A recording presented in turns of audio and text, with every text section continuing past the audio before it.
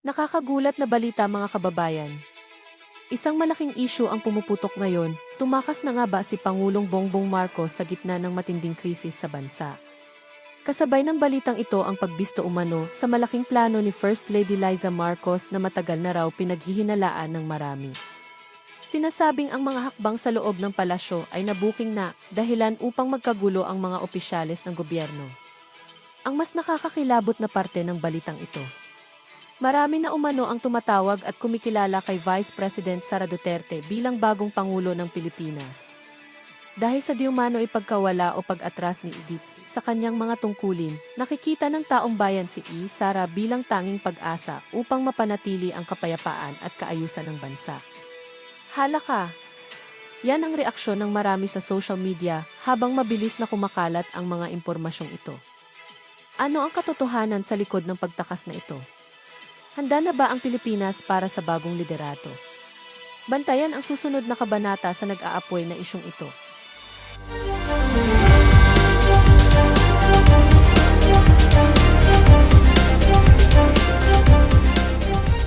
Your Vice Chair, 56 Vice Chairmen at mga miyembro. No?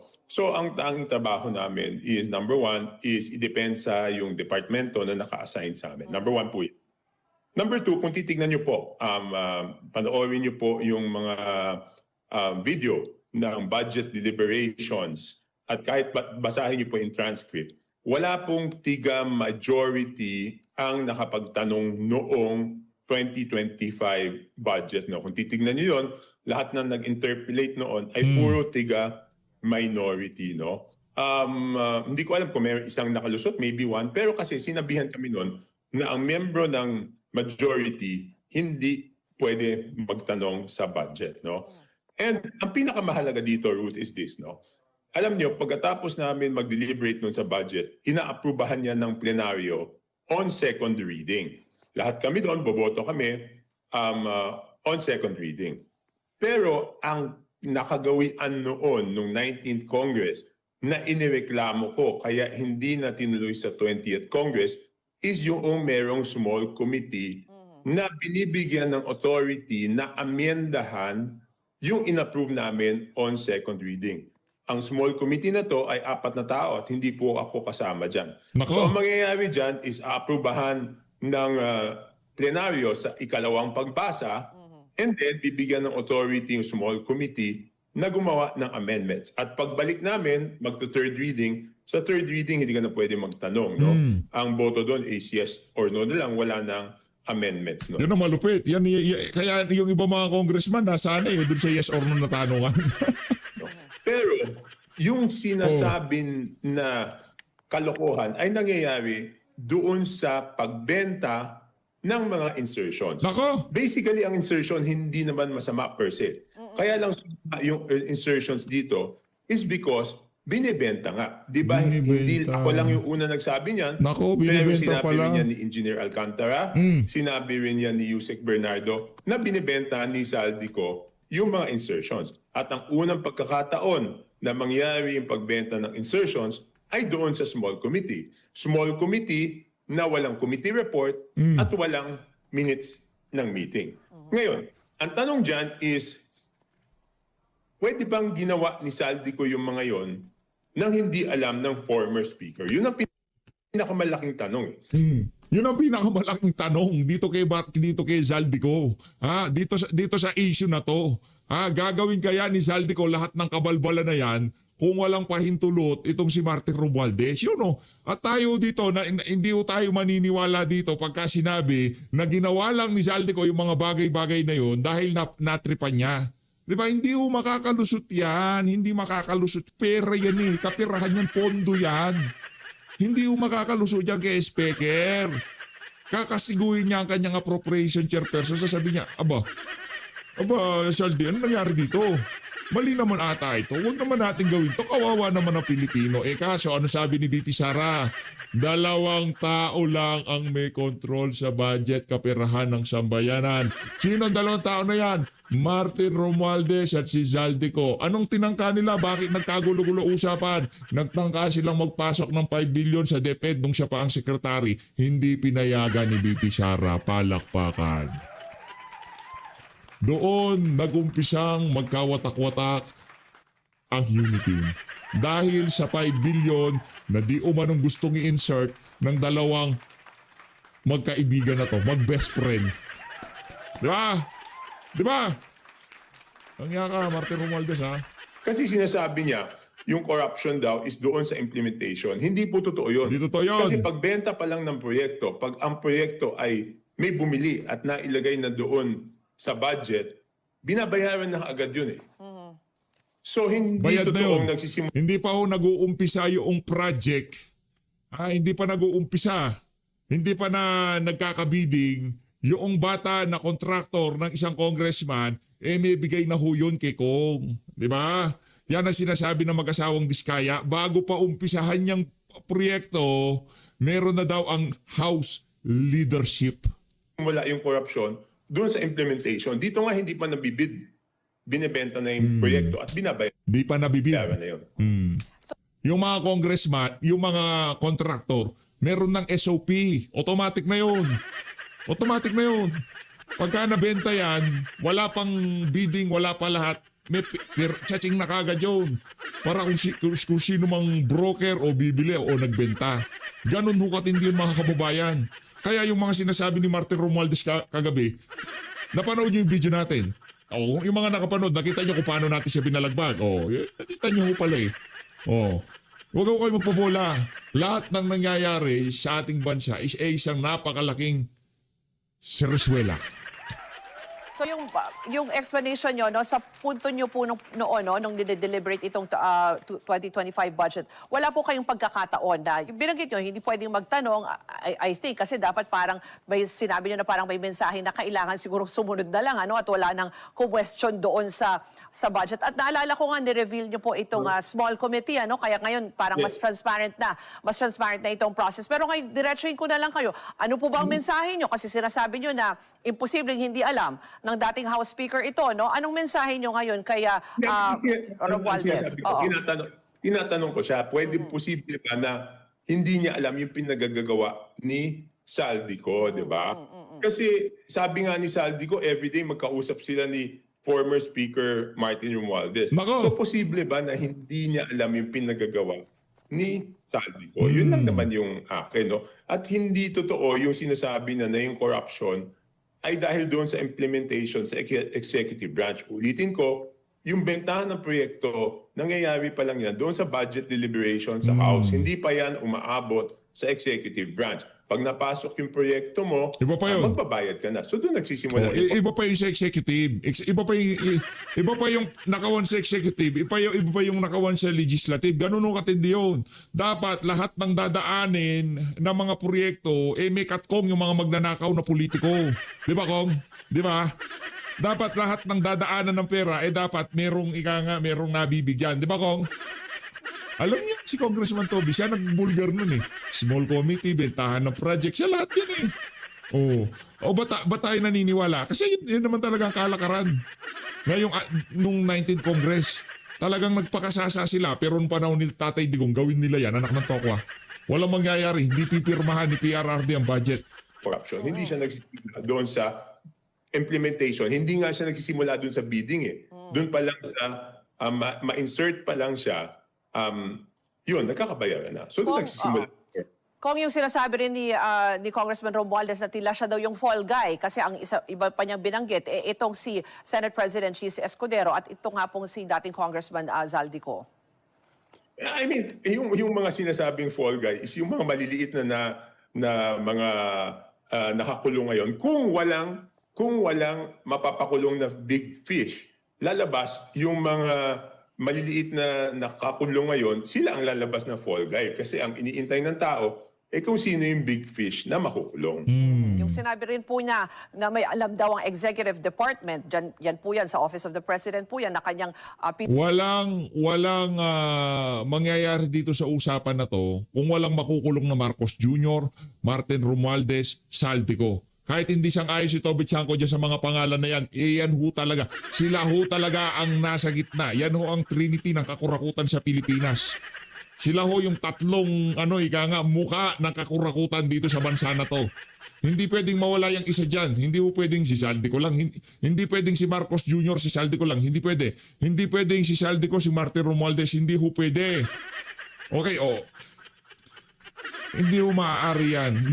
At ganito lang kasimple yan.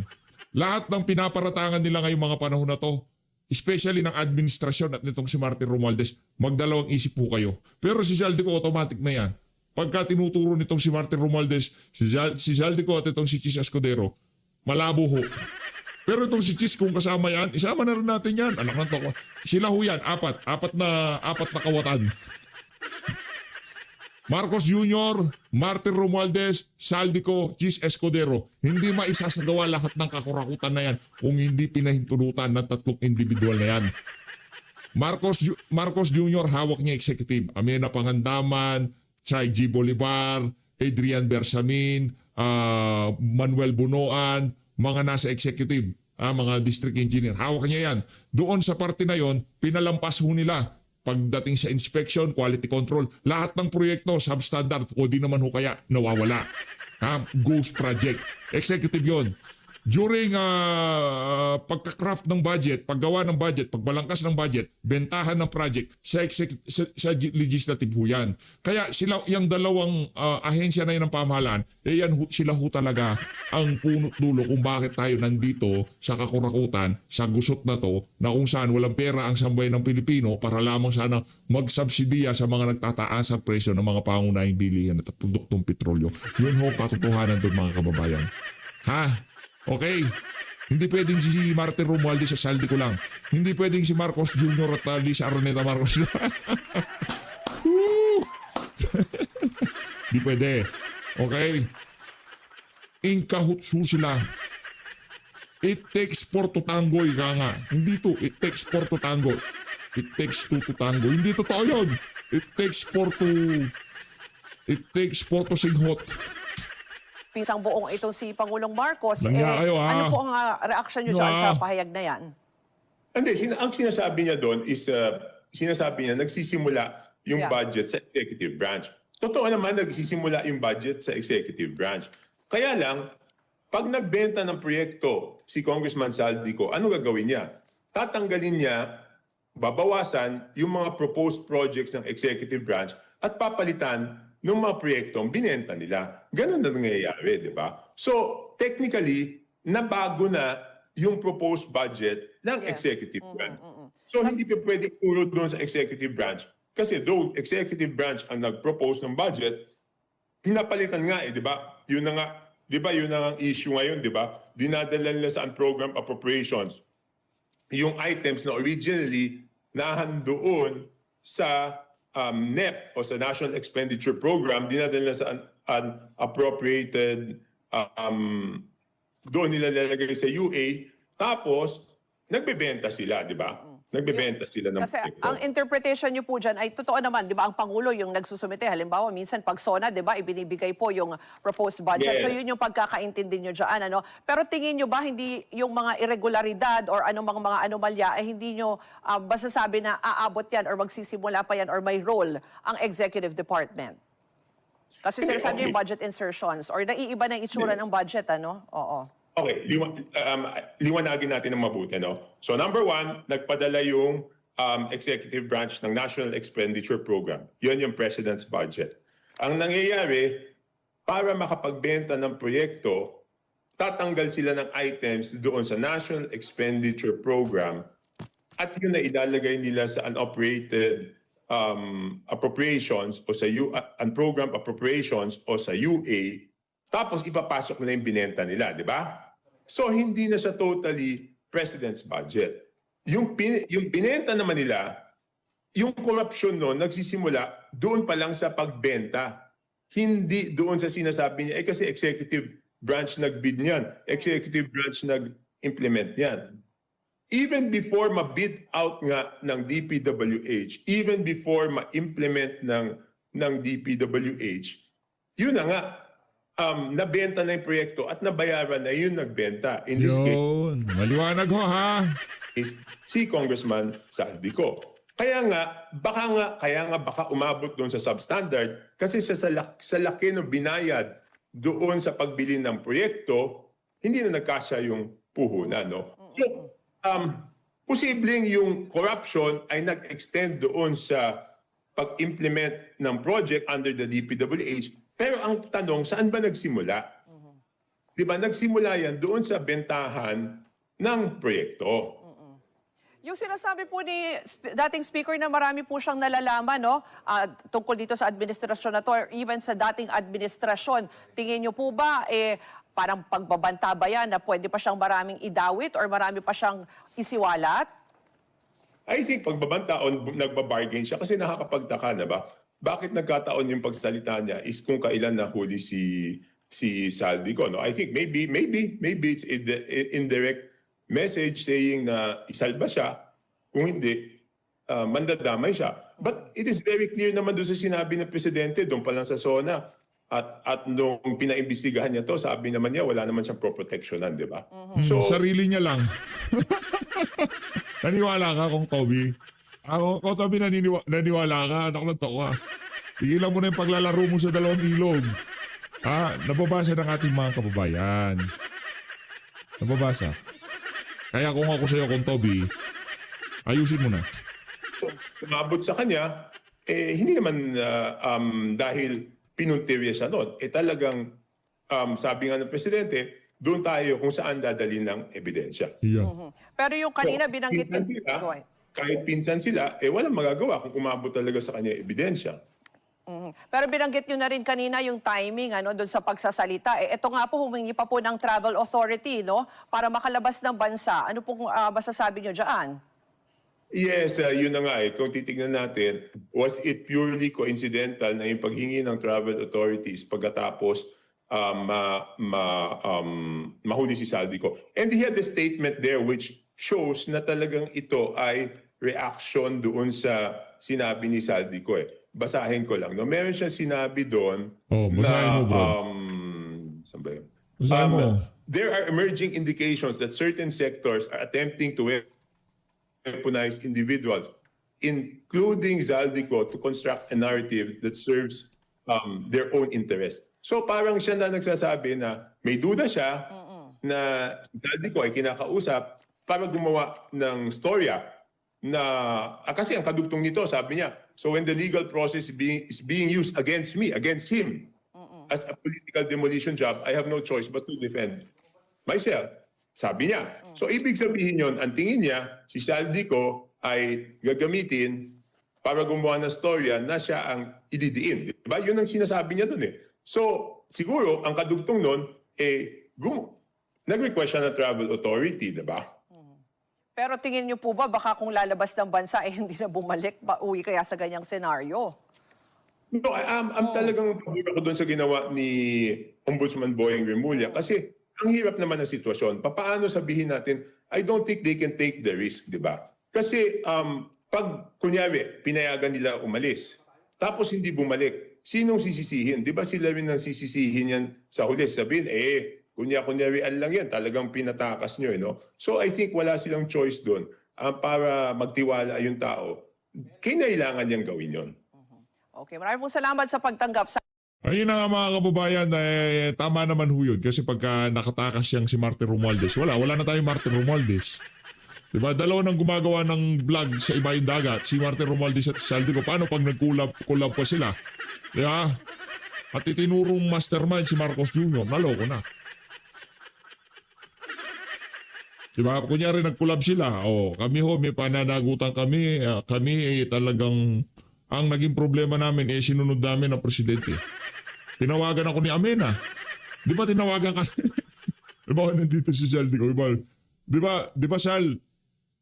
Tinawagan ka ni Amena? Oo, tinawagan niya ako. Sabi ko na sa inyo, tinawagan siya ni Amena. Tinawagan ko si Amena noon. Yung araw na yun, nung tinawagan niya si Amena, tinawagan ko din si Amena. Dalawa na. Naloko na. Kaya hindi pa yung tulutan ng administrasyon na to na magkaroon ng kakampi itong si Saldico.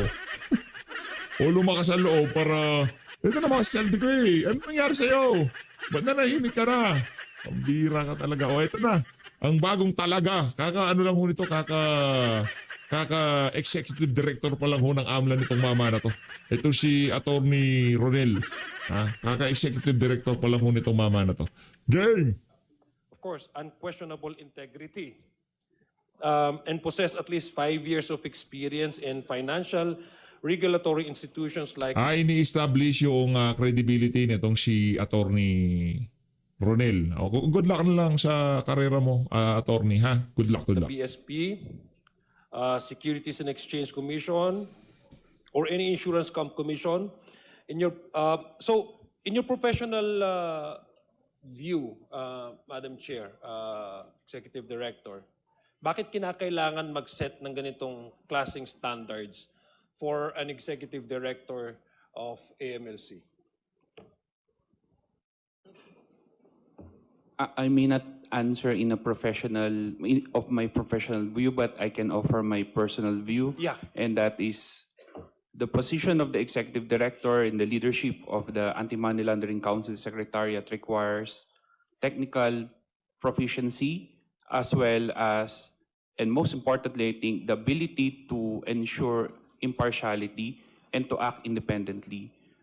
We are navigating, or the work of the AMLC navigates a lot of complex financial structures, financial systems, and it is our duty to make sure that we are always impartial in the things that we do.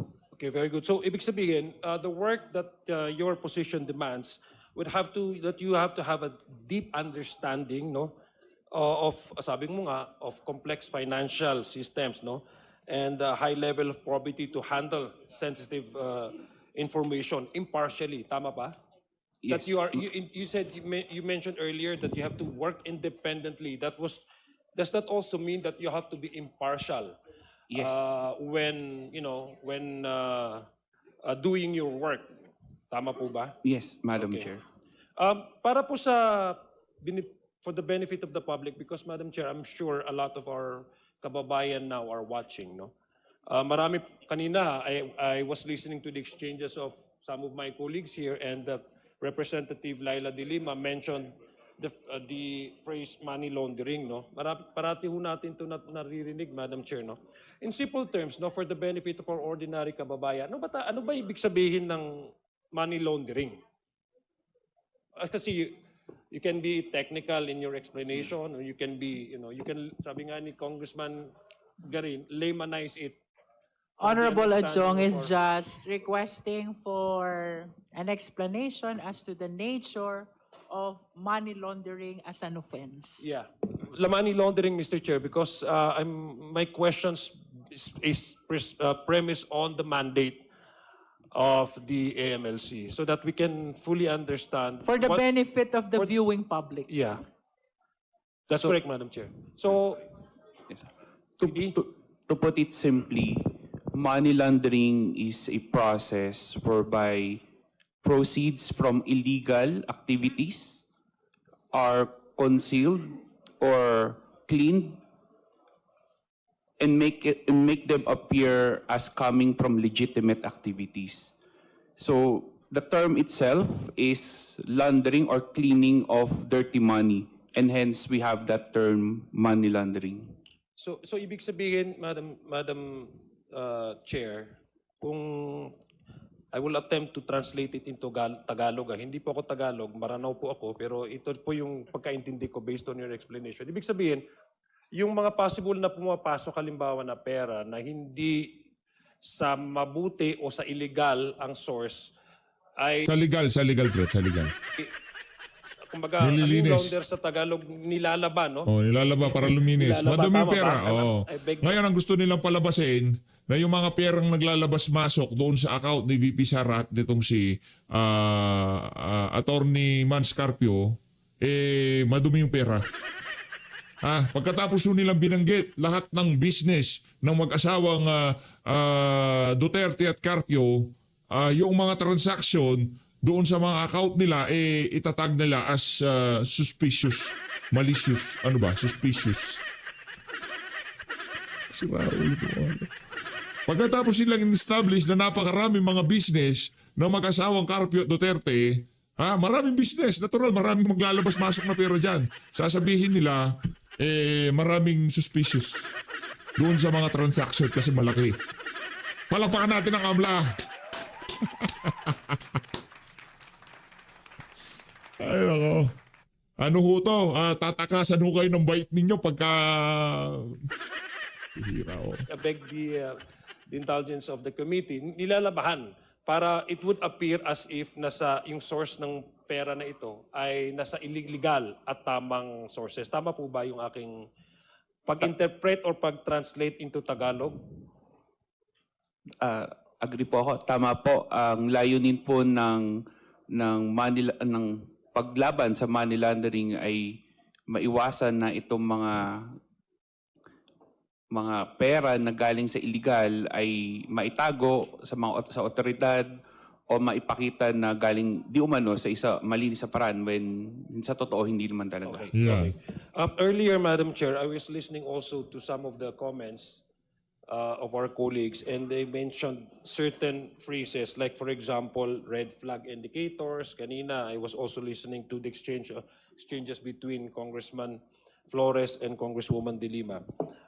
Is it correct, Madam Chair, ED, that ang mandato po ng AMLC ay hindi lamang basta tumingin sa mga bank accounts, kundi mag-analyze na rin, no? Mag-analyze na rin ng mga yung tinatawag na red flag indicators o yung mga kahina-hinalang transaction, no? As you have explained to us earlier, na posible may pumapasok na hindi sa tamang... Ang masasabi ko lang dito sa bagong executive director ng AMLA, bakit nyo tinanggap yung pwesto na yan? Bakit nyo hinayaan yung sarili nyo na maipit dyan sa sitwasyon na yan? Kakaawa ho kayo. Sa totoo lang, ako naawa ako dito sa bata. Bata pa to eh.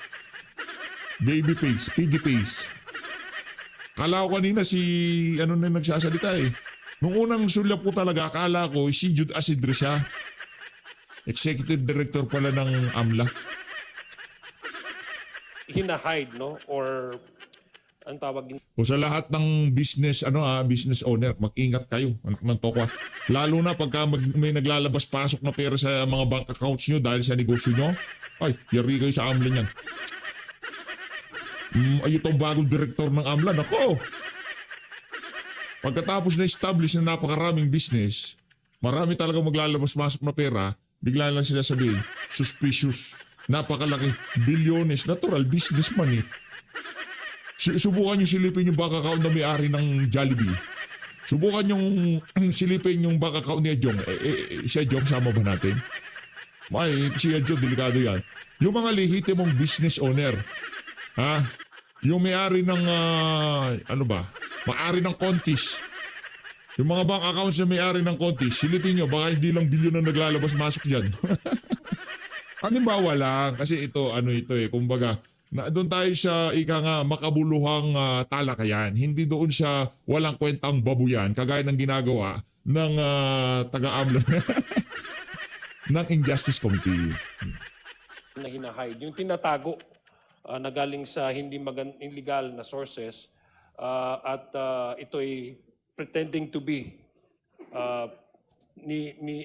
nilalabahan o minalilaunder, no? Para ipakita tama. So the only way for you to do that is there also for you to analyze certain inflow of money, no, in certain bank accounts that would tend to make you realize, based on your assessment, that this might also cover or indicate some red flag indicators. Tama po ba? Tama po. Nabanggit niyo po yung mandato ng EMLC and ang mandato po niya ay panatilihin ang integridad ng financial system natin na dapat malinis ang financial system natin. At isa sa pinakamalaga o hindi man pinakamalaga sa gawain namin ng AMLC ay ang mag-analyze ng mga transactions at aksyonan kung ano man ang makita tungkol dito. Okay, so when you do the analyzation of the red flag indicators, kasi mayroon din kayong may terms na sinasabi na covert transaction, and yung sinasabi nating suspicious transactions. And this is by way of analyzing yung sinasabing kung may red flag indicators pa at at kung wala, no? So can you, no, for the benefit again of this committee and perhaps the general. Yung mga nagtatag kay VP Sara na bilyonaryo, mali ho yun. Kasi magbabase ho kayo sa net worth niya. Ang net worth niya ay nasa 88 million lang. Di ba? Yung mga business ho nila, lahat ng bank accounts, binulat-lat ho ng AMLA. Ngayon, lahat ng transaction, kahit bumili sila ng toilet paper, nagbayad sila ng hardware, nagpagawa sila ng ganito, merong nagbayad sa kanila sa serbisyo nila, talaga hong malaki lalabas yan. Ay, pagka nagpadala kayo sa mga kabalbalan nitong mga tao na to, wala. Ang sambay ng Pilipino hindi pa talaga handa sa tunay na pagbabago. Ganun lang ho kasimple mga kababayan. Di ba? Ganun lang ho yun eh. Halimbawa, meron akong 50 mil.